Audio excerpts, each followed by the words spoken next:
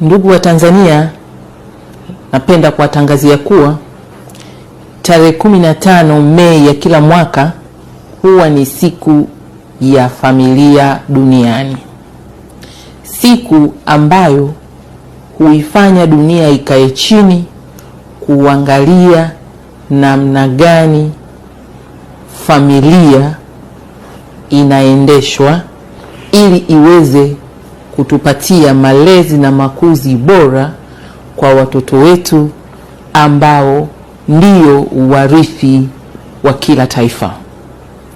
Ndugu wananchi, napenda kuwaeleza kuwa mwaka huu 2026 siku ya familia duniani tunaiunganisha na siku ya mtoto wa Afrika na tunakwenda kuiadhimisha tarehe 30 Juni mwaka huu. Lengo la muunganiko huu ni kuwaleta pamoja wadau wote na juhudi zao ili tufanye kitu kimoja kikubwa, kwa sababu maadhimisho haya yamefuatana na yamepishana muda mfupi. Hivyo tutaongeza tija ya sauti kwenda mbali zaidi na kuwezesha wananchi wengi zaidi kuadhimisha na kupata ujumbe tuliokusudia. Ndugu wananchi, kauli mbiu inasemaje? Na kuletea kauli mbiu ya siku ya familia duniani mwaka huu kuwa ni mtoto ni malezi, msingi wa familia bora kwa taifa imara. Narudia, mtoto ni malezi, msingi wa familia bora kwa taifa imara.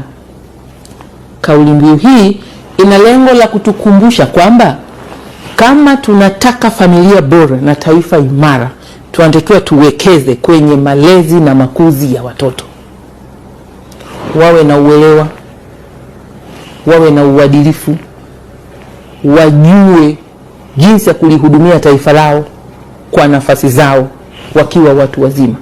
Tukipoteza malezi na makuzi, tutapata watoto wasiojali nafasi yao katika kuendeleza taifa lao.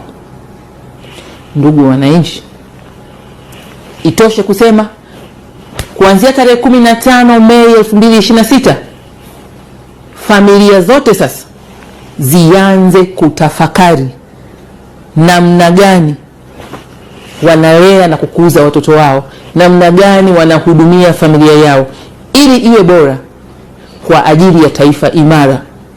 Tafakari hiyo iendelee mpaka tarehe 30 Juni tunapoenda kuhitimisha maadhimisho haya.